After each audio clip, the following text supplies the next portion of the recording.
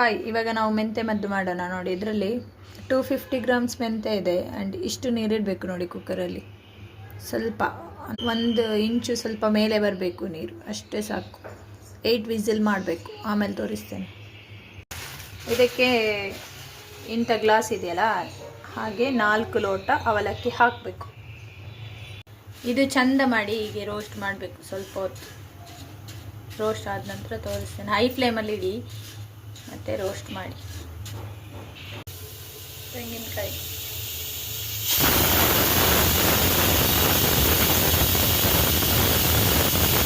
ತೆಂಗಿನಕಾಯನ್ನು ಸ್ವಲ್ಪ ಹೊತ್ತು ಫ್ರೈ ಮಾಡೋಣ.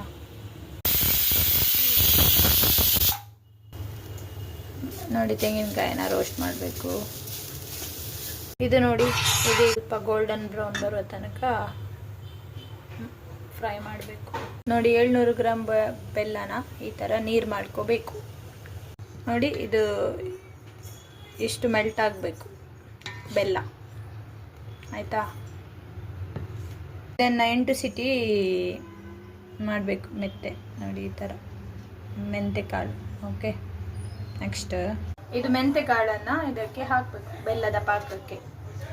ಇದು ನೋಡಿ, ಈ ಥರ ನಾವೀಗ ಮೆಂತೆ ಕಾಳನ್ನು ಇದಕ್ಕೆ ಹಾಕಬೇಕು ಈ ಥರ. ಓಕೆ, ಇದನ್ನು ಚೆಂದ ಮಾಡಿ ಕುದಿಸ್ಬೇಕು. ಹೈ ಫ್ಲೇಮಲ್ಲಿಟ್ಟೆ ಕುದಿಸ್ಬೇಕು, ಆಯಿತಾ?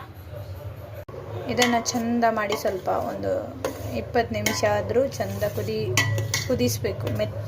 ಮೆಂತೆ ಕಾಳು ಮತ್ತು ಬೆಲ್ಲದ ನೀರು ಜೊತೆ. ಆಗ ಬೆಲ್ಲದ್ದು ಮಾಡಿದಲ್ಲ ಅದರ ಜೊತೆ ಚೆಂದ ಕುದಿಸ್ಬೇಕು. ಇದು ಚೆಂದ ಮಾಡಿ ನೋಡಿ, ಈಗ ಕುದಿಲಿಕ್ಕೆ ಸ್ಟಾರ್ಟ್ ಆಯಿತು. ಅದು ಕುದಿಯೋದು ಕಾಣ್ತದಾ? ಸ್ವಲ್ಪ ಹೊತ್ತು ಕುದಿಬೇಕು ಚೆಂದ ಮಾಡಿ.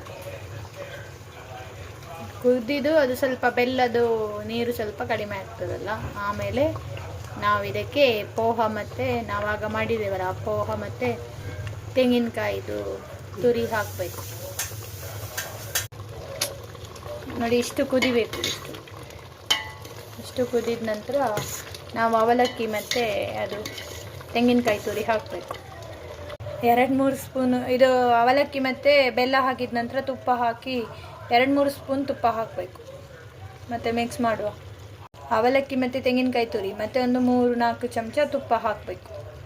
ಮತ್ತು ಮಿಕ್ಸ್ ಮಾಡಿ ಲಾಸ್ಟಿಗೆ ಹೇಗೆ ಆಗ್ತದೆ ತೋರಿಸ್ತೇನೆ. ಈ ಥರ ಆಗಬೇಕು. ನೀವು ಮಾಡಿ ನೋಡಿ ಮತ್ತು ಹೇಗಾಯ್ತು ಅಂತ ಕಮೆಂಟ್ ಬಾಕ್ಸಲ್ಲಿ ತಿಳಿಸಿ. ಈ ವಿಡಿಯೋ ಇಷ್ಟ ಆದರೆ ಲೈಕ್ ಮಾಡಿ, ಶೇರ್ ಮಾಡಿ, ಸಬ್ಸ್ಕ್ರೈಬ್ ಮಾಡಿ. ನೆಕ್ಸ್ಟ್ ಯಾವುದ್ರ ಬಗ್ಗೆ ಮಾಡಬೇಕು ಅಂತ ಕಮೆಂಟ್ ಮಾಡಿ. Thank you so much.